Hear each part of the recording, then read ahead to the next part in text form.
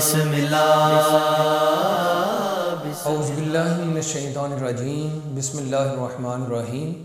ناظرین کرام، ماہ رمضان اور قرآن، اس حوالے سے محمد عارف افغان ایڈوکیٹ سپریم کورٹ آج 12واں روزہ 12ویں سپارے کا خلاصہ آپ کی خدمت میں ہم پیش کریں گے۔ اللہ کریم نے فرمایا کہ ہر جاندار کا رزق اللہ کے ذمہ ہے، اس لیے رزق کے حوالے سے ہمیں زیادہ ٹینشن لینے کی ضرورت نہیں رہنی چاہیے، اور اللہ رب العزت پہ توکل اور بھروسہ ہونا چاہیے اور اپنی ذمہ داریوں کو پورا کرنا چاہیے، چاہے وہ انڈیویجول کیپیسٹی میں ہو یا کولیکٹیو صورت میں ہو۔ پھر فرمایا گیا کہ قرآن ایسی کتاب ہے جس جیسا کلام نہ کوئی بنا سکا نہ بنا سکے گا، اور آج سے 1450 سال تقریباً پہلے اور اس وقت بھی یہ چیلنج موجود ہے کہ اس جیسی 10 صورتیں بنا کے دکھاؤ، جیسا قرآن بنا کے دکھاؤ یا ایک صورت بنا کے دکھاؤ۔ پھر فرمایا گیا کہ جس طرح بلائنڈ اور آئیز والے برابر نہیں ہو سکتے، اسی طرح ایمان والے اور بے ایمان بھی برابر نہیں ہو سکتے۔ پھر تذکرہ آ رہا ہے حضرت نوح علیہ السلام کا، جب انہوں نے بوٹ بنائی، لوگوں نے آبجیکشن کیے، لوگ ان پہ طرح طرح کے جملے کستے، یہ کیا کر رہے ہو؟ تو انہوں نے مستقبل کو دیکھتے ہوئے جو آنے والا ایک عذاب تھا، اس کے پیش نظر خود کو اور ایمان والوں کو بچانے کے لیے اللہ کے حکم سے اسے تیار کر رہے تھے۔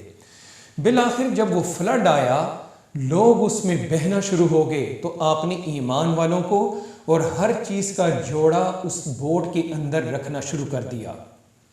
سیلاب آتا گیا، تباہ کاریاں پھیلتی گئیں، اور بالآخر وہ بوٹ جودی ماؤنٹین کے قریب جا کے رکتی ہے۔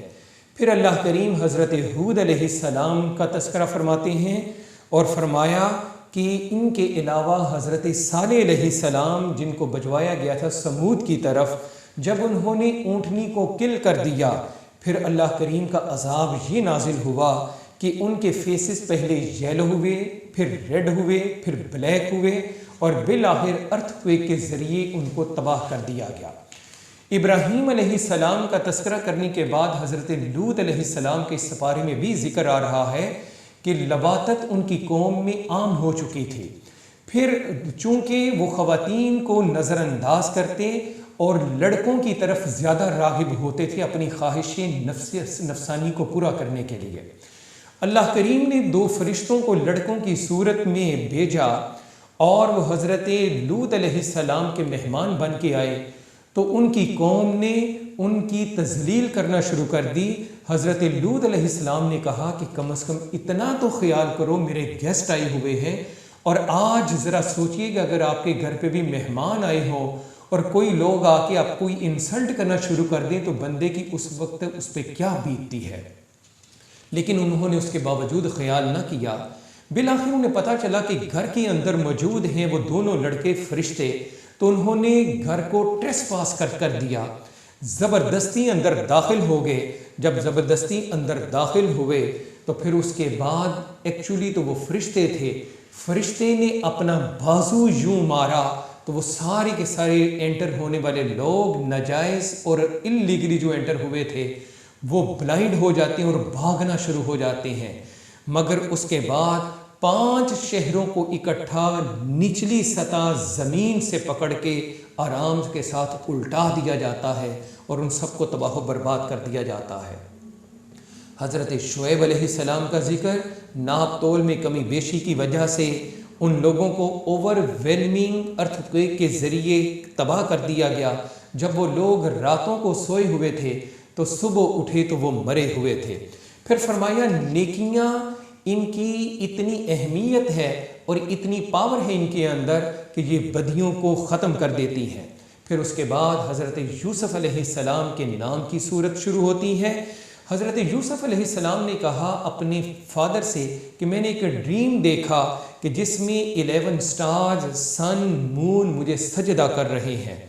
باپ نے اس کی تعبیر یہ کی کہ بالآخر ایک زمانہ ایسا آئے گا کہ لوگ آپ کی حکومت، آپ کی طاقت اور آپ کو اللہ کریم جو برتری عطا فرمائے گا اس کی بنا پہ آپ کی طرف راغب ہو رہے ہوں گے اور سجدہ ادبن کر رہے ہوں گے۔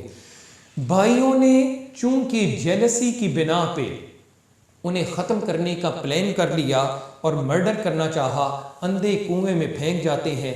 بالآخر ایک کاروان آتا ہے جو اندھے کنویں سے انہیں نکال لیتا ہے، باپ کو بتاتے ہیں کہ بھیڑیا نے کھا لیا ہے۔ بالآخر حضرت یوسف علیہ السلام جن کا حسن آج تک اس کی مثالیں دی جاتی ہیں، مصر کے بازاروں میں فروخت ہونا، زلیخا کے گھر آنا، زلیخا کا بدی کی کوشش کرنا، یوسف علیہ السلام کا دروازے کے راستے سے بھاگنے کی کوشش کرنا، اور بالآخر زلیخا کا پیچھے شرٹ کو پکڑ لینا اور شرٹ کا پھٹ جانا۔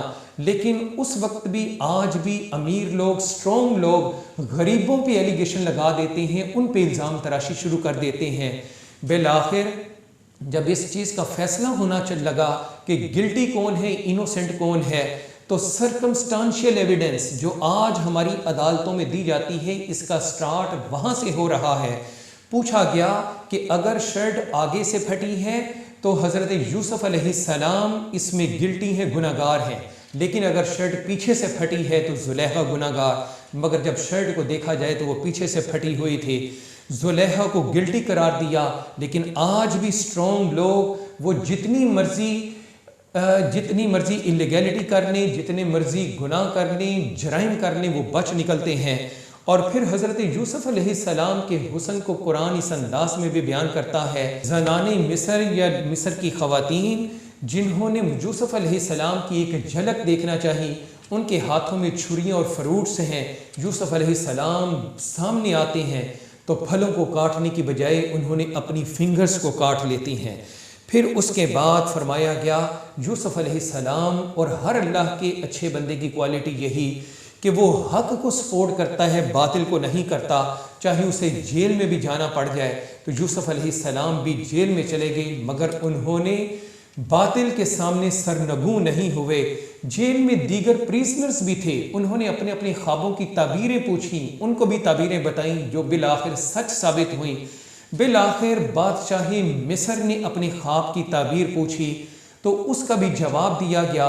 جس وقت قحط سالی تھی اس خواب کی تعبیر بتائی گئی اور قحط سالی ختم ہوتی ہے، اور اللہ کریم نے یہ منظر دکھایا کہ کہاں یوسف علیہ السلام ایک قیدی کی حیثیت سے جیل میں تھے، اور بالآخر جب وہاں سے ریلیز ہوتے ہیں تو باہر آ کر حکومت و سلطنت ان کے قدموں میں ہے۔